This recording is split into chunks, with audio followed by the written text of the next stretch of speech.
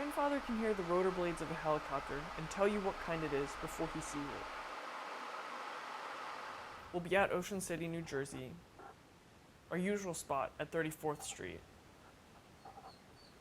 You'd be on your towel, and he'll jump up from his chair and walk out from under the umbrella. He looks up in the sky, turns to us, and says, "Chinook." And sure enough, the famous Boeing helicopter, designed with 2 propellers, would appear in the sky.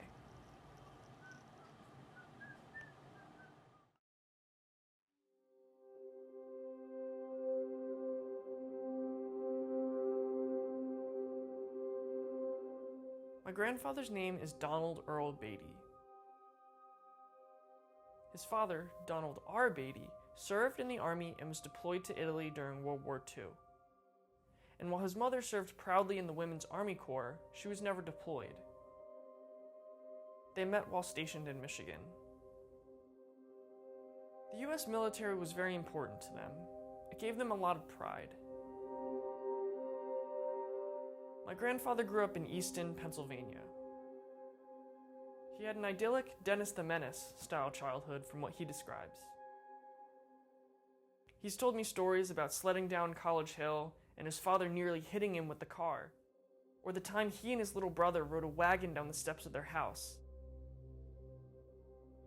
I think he was always fascinated with speed and danger, even though he's afraid of heights.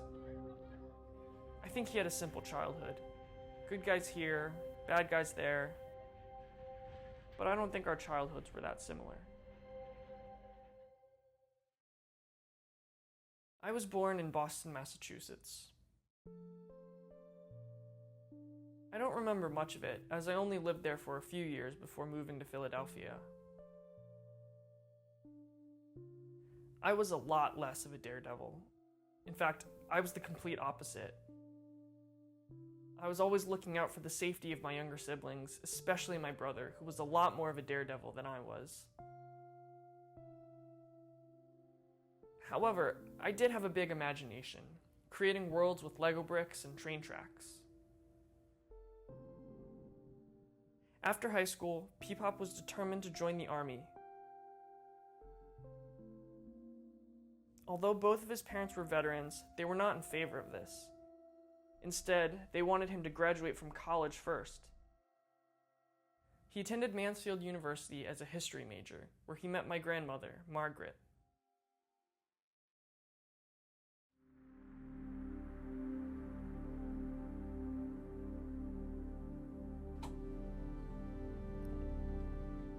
In the basement of my grandparents' house is Peepop's war room.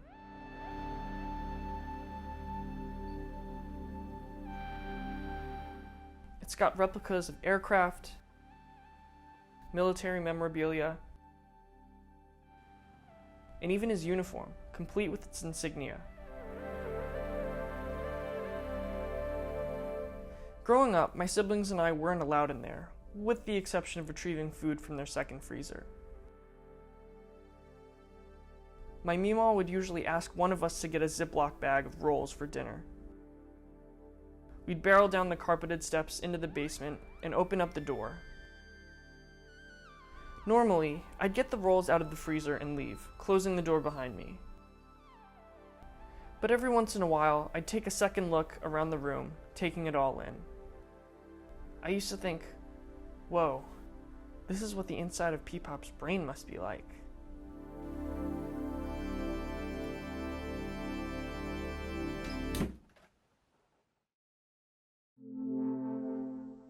For a while, he kept a faded blue flag with the numbers 128 stitched onto it. It was propped up in what seemed like a forgotten corner of the basement. I had no idea what it was or what it meant, and I never really asked him about it. Over the last 20 years, my grandparents have hosted several exchange students from various countries around the world. They also have this little display of country flags from Mexico to Japan, Korea, Hungary, and Chile. I guess I just thought they liked flags.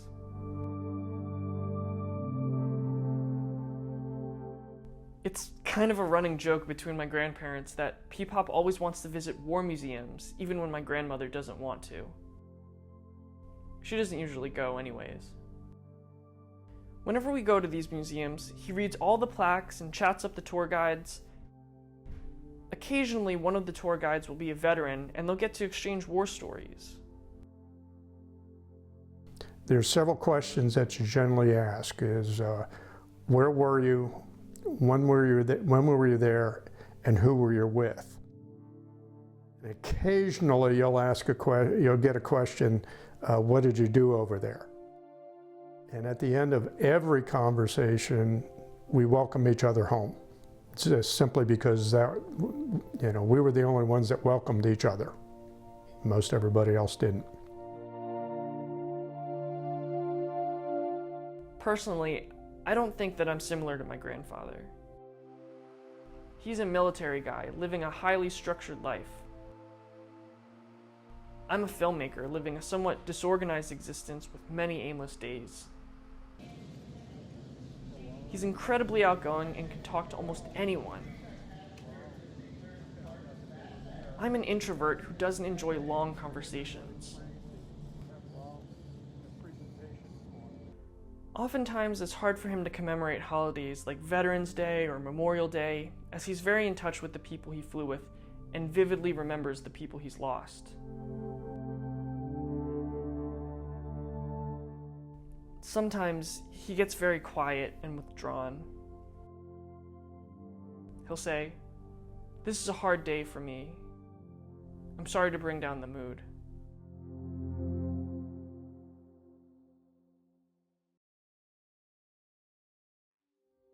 Shortly after Thanksgiving break, my dad called to say that Peepop was traveling up to Fairbanks for an army thing and wanted to know if I was interested in documenting his trip. When my dad called me and told me about the project, I immediately said yes. I was off to Alaska.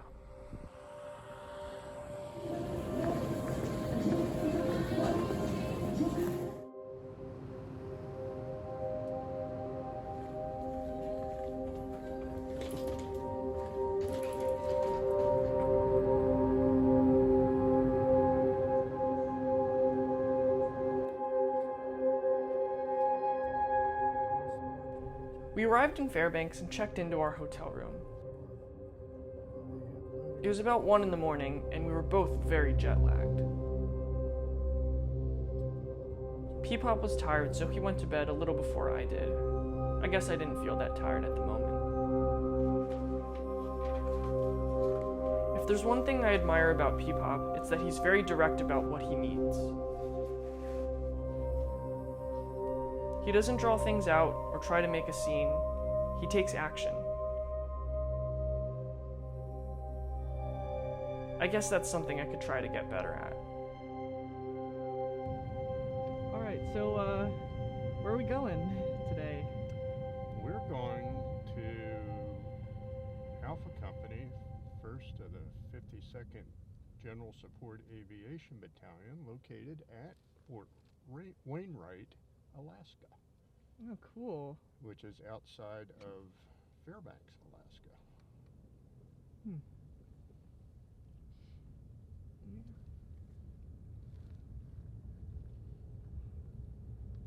That morning, we drove up to the base. We pulled up to the office by the front gate where I was issued a civilian visitor ID. I'm not seeing anybody at the base. I also informed them that I would be taking photos and videos around the base. I was granted permission to film anything I needed, with the exception of images that may be considered classified. When I got back from the tour, I was kind of exhausted. I looked at Peepop like, okay, we just did this socially draining thing. I didn't know he was feeling like that too, and I was like, that's cool. He told me he was going to rest a little bit, and then we were going out to a restaurant to have dinner with the captain and first sergeant.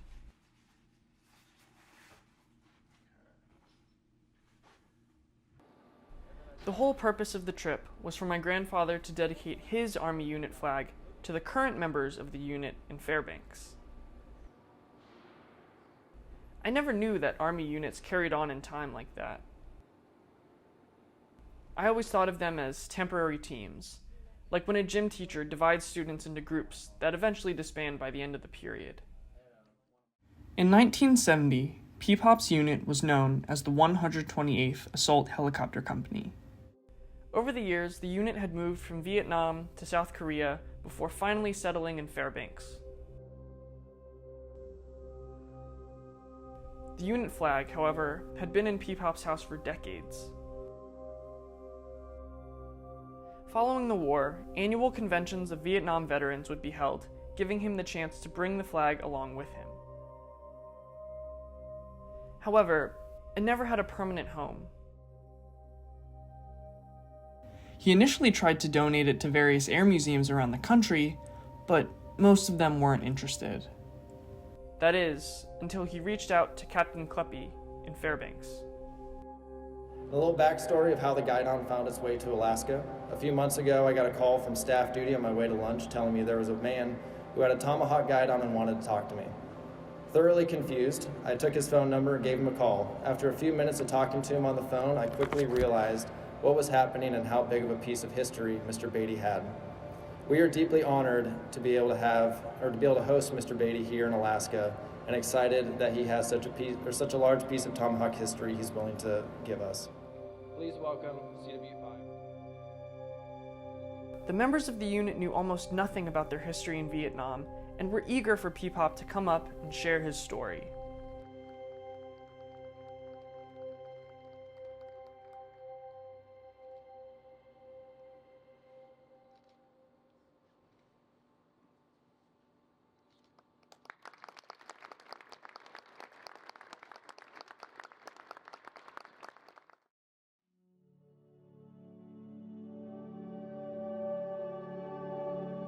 In October 1970, my grandfather left for Vietnam.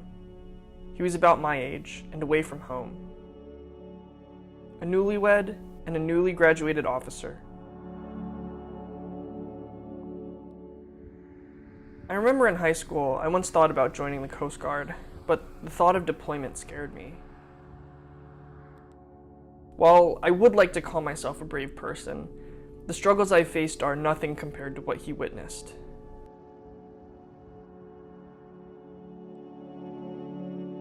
When I read about the Vietnam War, I'm reminded of the scope of it. Peepop has endless war stories, making it seem as though he was over there for much longer than what the history books say.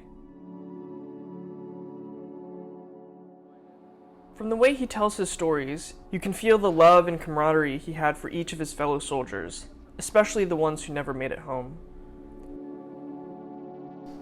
As combat helicopter pilots, it's, how shall I say, tense, and out of that you develop somewhat of a callous sense of humor, and it's just something that we developed, and you quite honestly have to be pretty thick-skinned about it. From that camaraderie come nicknames and inside jokes that relieve the pain of war.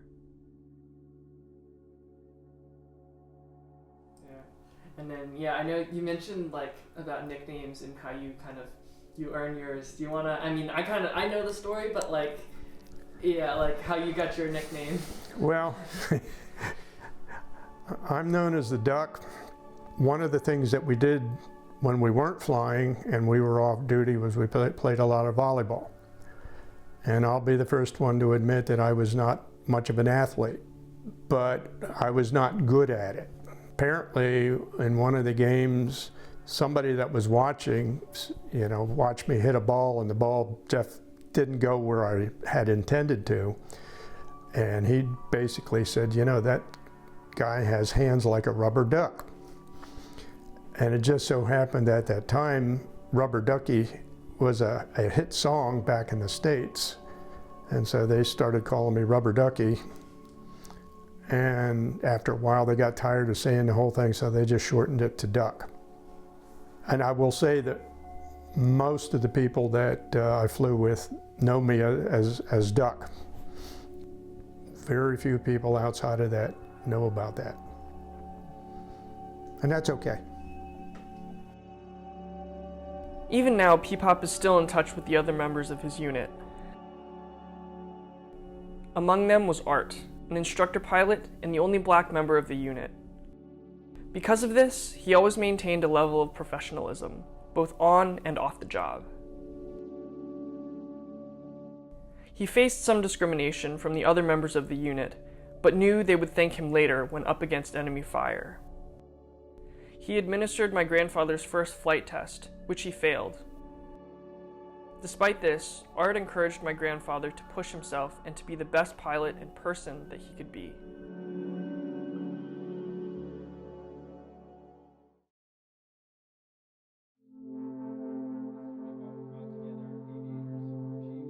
Before the trip, Peepop and I brainstormed some interview questions for Captain Kleppy.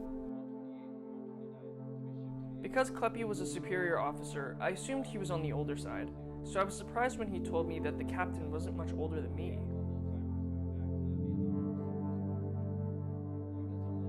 Knowing that not only the captain, but also many members of the unit were around my age, helped me feel more mature and confident, not only as a professional, but as a person.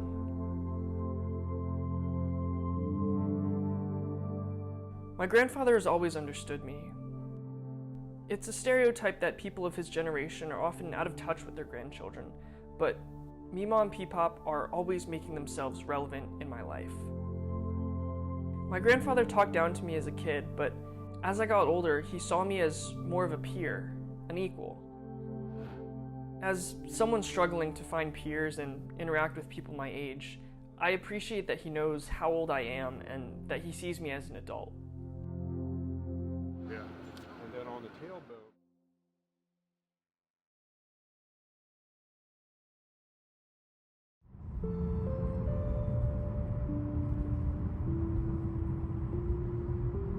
On the trip, Peepop kept reminding me that while this trip was mainly for him, he let me know that if there was anything I wanted to do, he would make time for it.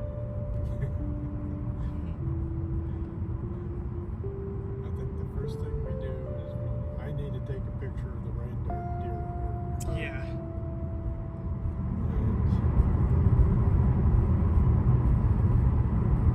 I need to send those to your Aunt Joe. Before, Yeah. after. Before, after. That's all I'm gonna say. Yeah.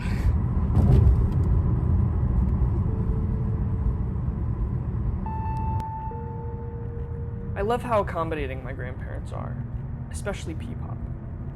Maybe it's the fact that we're both the oldest of our siblings.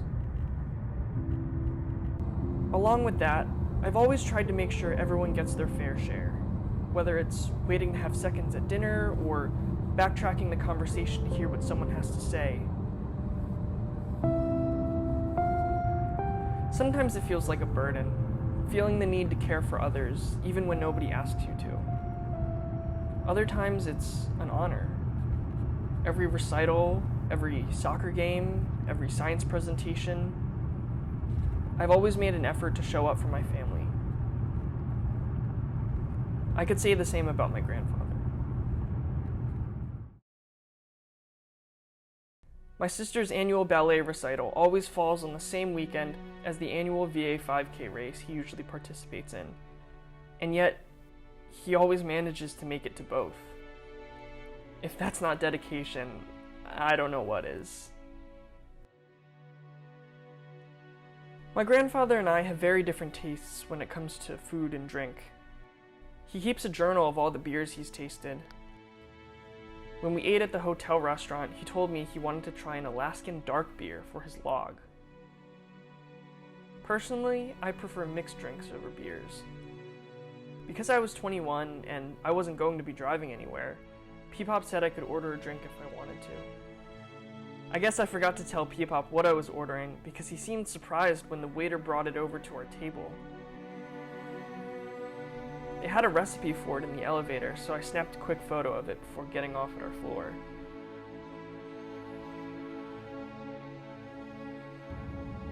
In spite of the fact that we were in Alaska to dedicate the original flag to the current members of my grandfather's unit, it wasn't to say that we did more touristy activities as well.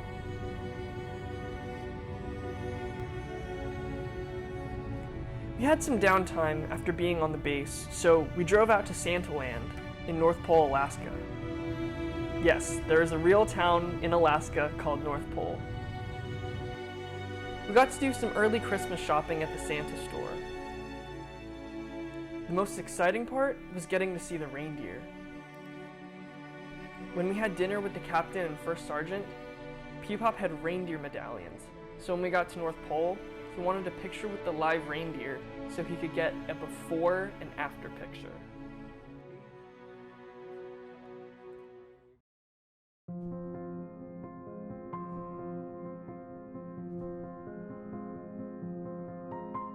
In many ways, the ceremony felt like the climax of the trip. Even though it wasn't on our last day in Fairbanks, it was an honor just to witness something of this importance. While I struggled at times to follow technical conversations, it was fun to see my grandfather interacting with people who understood his humor and mirrored it back to him. He was free to be himself. For a while, I often thought of him as closed off, but this was the first time I had seen him fully animated. The flag was framed and propped up on an easel for the unveiling. Some of the members of the unit had rehearsed speeches the day before.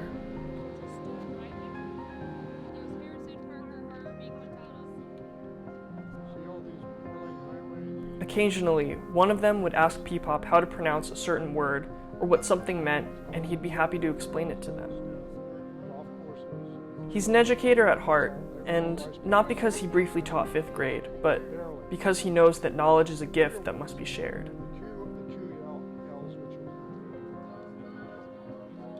Today's ceremony is going to begin in 5 minutes, so at this time we ask that you please take your seats and please silence or turn off your electronic devices. It's the reason I'm called the Duck was from the Tomahawks back in Vietnam. And I'm very comfortable to insist that that's what you call me here because I'm with the Tomahawks today. And I'm so proud to be here. My grandson, who I didn't introduce, the guy with the camera, this has been a trip of a lifetime between the two of us. He is meeting you, in essence, meeting the folks that I used to fly with. And that's important to me that he knows that.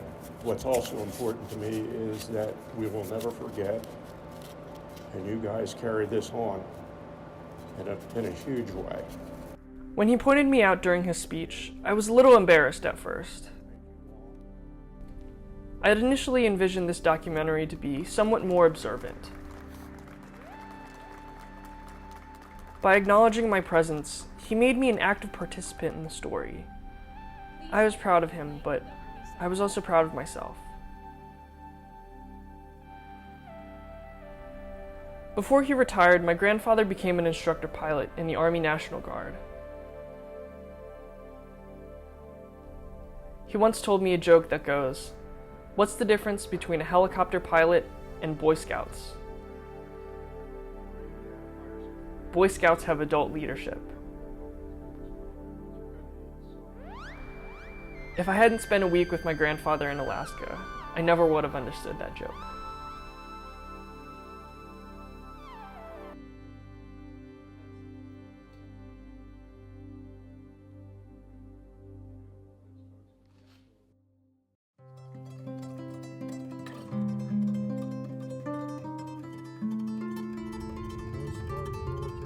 Whenever I drive, I'm always very anxious. I usually listen to music or podcasts, which help keep me calm. I also find that I tend to drive better by myself than when I'm driving with other people, especially when it's my family. We'll be on a family road trip somewhere and it'll be my turn to drive. As I'm speeding down the highway, my mom cringes from the back seat as she reminds me to slow down. I usually get defensive and my dad tries to calm me down. It usually ends with me apologizing for putting them on edge, even though they always tell me to stop apologizing. Whenever I'm around my parents, I feel this desire to show that I'm fully capable because of how much they worry about me. I keep thinking, if I show them how capable I am, they'll eventually stop worrying about me. I don't think I can ever stop them from worrying about me, but whenever they do, I'm always hoping it's for the right reasons. At the end of the day, I think I'm just a very sensitive person who's trying to get better. When you're flying a helicopter, there's no music or podcast to keep you calm. You can still get your feelings hurt, but it's nothing compared to the pain of enemy fire.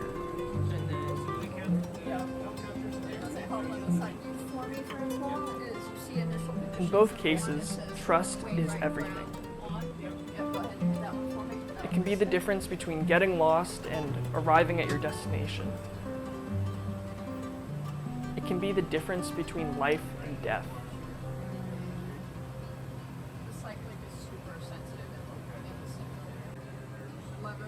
I remember filming my grandfather as he climbed into the cockpit with the instructor pilot. He seemed a little baffled at first, but as soon as he put his hands on the controls, it all came back to him. It was as if he had visited his old high school, noticing how much it had changed and admiring how much of it hadn't. While he claimed to have crashed on the runway, I thought he did all right.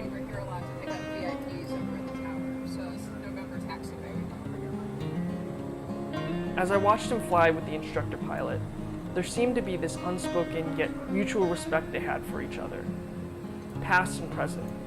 They saw each other as equals.